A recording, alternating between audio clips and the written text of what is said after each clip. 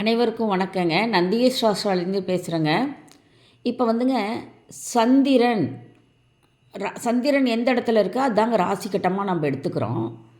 இப்போ வந்துங்க இவங்க வந்துங்க சந்திரன் வந்துங்க உடல்காரகன், மனோகாரகன். இவர் தான் முக்கியமானது. லக்னமும் இருக்குங்க. நம்ம சந்திரனை பற்றி இப்போ பேசலாங்க. இப்போ சந்திரன் எந்த லக்னமாக வேணாலும் இருக்கலாங்க. நான் சொல்லுவது எல்லாமே எந்த லக்னம் வேணாலும் எந்த லக்னம் வேணாலும் வச்சுக்கலாங்க. ஆனால் லக்னத்தில் இருந்து தான் என்னன்னு சொல்லுவேன். புரியுதுங்களா? இப்போ எந்த லக்னம் வேணாலும் வச்சுக்கலாம். சந்திரன் வந்துங்க குரு செவ்வாய்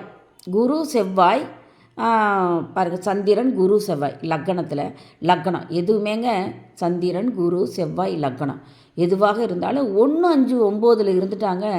வெகு சிறப்புங்க அந்த ஜாதகம், வெகு சிறப்பு. ஆனால் அந்த சந்திரன் அமர்ந்த வீடு பகை கிரகங்களான வீடாக இருக்கக்கூடாது. பகை கிரகங்கள் எதுங்க சந்திரனுக்கு? சுக்கிரன், புதன், சனிங்க. அந்த பாருங்கள், இப்போ வந்து இங்கே உட்காந்துருக்கு புதன் வீட்டில் போய் சந்திரன் உட்காந்துருக்கு. 5 மகாலட்சுமி ஸ்தானமாக இருந்தாலும் அது பகை வீடு. அப்போ அது வந்துங்க பலனை கொடுக்காதுன்னு சொல்ல முடியாது.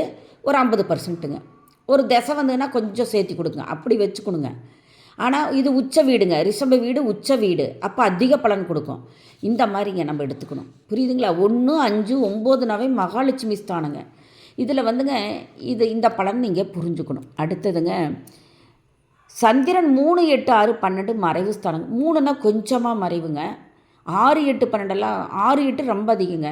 12 கொஞ்சம் 75% வச்சுக்கோங்க. 12ஆம் இடத்துல 6, 8 100%, 3னா ஒரு 25% அப்படி எடுத்துக்கணும் நீங்கள். இந்த 3, 6, 8, 12 மறையவே கூடாதுங்க. சந்திரன் மறையவே கூடாதுங்க. சந்திரன் நீச்சம் பகை வீட்டில் இருக்கக்கூடாதுங்க. சந்திரன் எந்த வீட்லேயும் பகை கிடையாதுங்க. நீங்கள் எல்லாத்துக்கும் சந்திரன் ஒன்றுக்கு மட்டும் பகையே கிடையாதுங்க. எல்லா வீட்லேயும் அவர் நட்போடு இருப்பார், சமமாக இருப்பார், உச்சமாக இருப்பார், ஆட்சியாக இருப்பார். ஆனால் பகை மட்டும் இருக்க மாட்டாருங்க. ஏன் பகை வீட்டில் இருக்கக்கூடாது? பகைனா எதுங்க? நான் சொல்லிட்டேன். பகைனா சுக்கிரன் பகைங்க. அவர்களுக்கு ஆகாதது. சந்திரனுக்கு சுக்கிரன், புதன், சனி பகைங்க. இந்த வீட்டிலலாம் இருக்கக்கூடாது.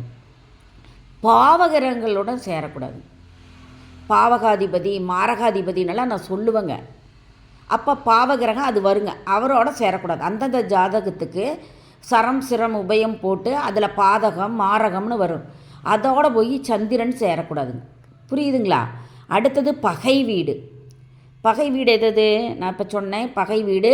பாருங்கள், இது யார் வீடு? குரு வீடுங்க. சந்திரனுக்கு குருவுக்கு ஆகவே ஆகாது. இங்கே போய் சந்திரன் வீட்டில் இருந்தாலும் சரி, தனிச்சு உட்காந்துருந்தாலும் சரி, சந்திரன் தனிச்சு உட்காந்துருந்தா பகை வீட்டில் உட்காந்துருக்கு. குருன்னா வேண்டவே வேண்டாம். அது பகை கிரகம், அது பகை வீடுனா ஒன்றுமே பலன் அதிகமாக கெடுக்கும். சனிச்சந்திரன் சேரவே கூடாதுங்க. புணர்வு தோஷம் வருங்க. சனிச்சந்திரன் சேர்ந்தால் புணர்வு தோஷத்துக்கு தனியாக நான் பதிவிட்டிருக்கேன். அவங்க பழைய சாதம் தான் சாப்பிட்ணும். சனிச்சந்திரன் சாப்பிட்டா புணர்வு தோஷங்க. ஒரு இரும்பு சட்டியில் தயிர் சாதம் தாளித்து கொண்டு ஏதோ அம்பாள் சன்னிதானத்துலேயோ சிவாலயத்துலேயோ கொண்டு அன்னதானம் கொடுத்து சட்டியாக பூசாரிட்டு கொடுத்துட்டு வந்துடணும். சனிச்சந்திரன் பார்வையும் படக்கூடாது. சனி பார்வை எதுங்க? தான் அமர்ந்த இடத்துல 3வது பார்வையோ சனி உட்காந்த இடத்துலேருந்து 3வது இடத்துல இருக்கக்கூடாது. சனி உட்காந்த இடத்துலேருந்து 7ஆம் இடத்துல உட்காந்துருக்கக்கூடாது. சனி தான் அமர்ந்த இடத்த ஒன்றுன்னு எண்ணி 3வது இடத்துலையோ 7வது இடத்துலையோ 10வது இடத்துலையோ சந்திரன் இருக்கவே கூடாது. சனி வந்துங்க பழசு, சந்திரன் நீர். அதனால் இதுக்கு பரிகாரம் என்னன்னா, புணர்வு தோஷம் ரொம்ப மோசங்க. அதனால் என்ன பண்ணணும்? புணர்வு தோசக்காரங்களாம் அதிகாலையில் எந்திரிச்சு கொஞ்சம் பழைய சோறு சாப்பிட்டு அப்புறமேல் மற்ற வேலை துவங்கின சுபங்க. அது முக்கியமாக சனிக்கிழமை, சந்திரனுக்கு திங்கக்கிழமை, இந்த 2 நாளும் சாப்பிட்றணுங்க. அவங்க வாழ்நாளில் ஒரு முறையாக தயிர் சாதம் வந்து அன்னதானமாக கொடுக்கணும். அந்த பூசாரிக்கு இரும்பு சட்டி கொடுத்துடணும். இதுதாங்க சந்திரன். பாருங்கள், இந்த வீட்டில் விருச்சக வீட்டில் நீச்சமாகக்கூடாது.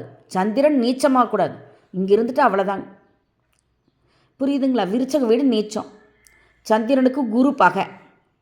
சந்திரனுக்கு குரு பகைங்க. சந்திரனுக்கு தசாபுத்தி காலத்துலேயே குரு பகைங்க. ரொம்ப இவங்களே அது விட்டுறலாம். சுக்கிரன், புதன், சனியெல்லாம் பகை கொஞ்சம்தாங்க. ஆனால் சனிக்கும் குருவுக்கும் சுத்தமாக ஆகாதுங்க. தசாபுத்தியிலே சண்டை பண்ணிக்கும். அந்த மாதிரி இருக்கக்கூடாதுங்க. அடுத்ததுங்க சந்திரனோட கேது சேரக்கூடாதுங்க. சந்திரனோட ராகு சேரக்கூடாது. சாயாகிரங்க. சந்திரனும் கேதுவும் சேரவே கூடாதுங்க. விதவை தோஷங்க. சந்திரனுக்கு அது தாயார் மாமியார் யாராவது விதவையாக இருப்பாங்க, விதவி ஆக்கிருங்க. சந்திரனும் கேதுவும் சேர்ந்தால் தாயாரோ மாமியாரோ விதவி ஆக்கி பார்க்கும், இல்லை விதவாகவே இருப்பாங்க. சந்திரன் ராகு தான் தாய்க்கு தோசைங்க. தாய் நோயாளியாக இருப்பாங்க, இல்லைன்னா இப்போ எதுக்காவது ஒன்று பயணம் போயிட்டே இருப்பாங்க. புரியுதுங்களா? இப்படி இருக்குங்க.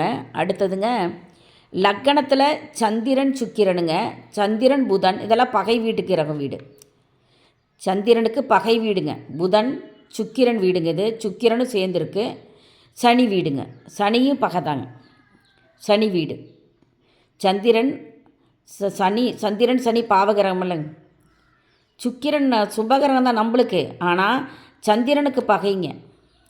சந்திரனுக்கு புதன் பகைங்க. இந்த மாதிரியெல்லாம் இருக்கக்கூடாதுங்க.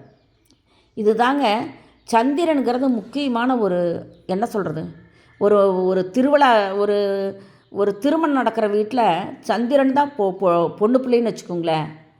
பொண்ணு பிள்ளைக்கு தான் முக்கியத்துவம் கொடுப்போம், பொண்ணு மாப்பிள்ளைக்கு. அந்த மாதிரிங்க ஜாதக கட்டத்தில் ராசியும் லக்கணம் ரொம்ப ரொம்ப முக்கியங்க. இதெல்லாம் தெரிஞ்சு வச்சுக்கோங்க. இதெல்லாம் முக்கியமான பாயிண்ட்டு. பொண்ணு மாப்பிள்ளை இணைக்கிறதெல்லாங்க லக்னாதிபதி கிடக்கூடாது. சந்திரனை பார்க்கணும், லக்னம் பார்க்கணும். லக்னம் என்பது உயிருங்க, இது உடல், அது உயிர். ரெண்டும் இருக்கணும். உயிர் மட்டும் இருந்ததுன்னா பேயாக தான் தெரியணும், உடல் மட்டும் இருந்ததுன்னா பிரேதமாக கிடக்கணும். அதனால் இதெல்லாம் தெரிஞ்சு வச்சுக்கோங்க.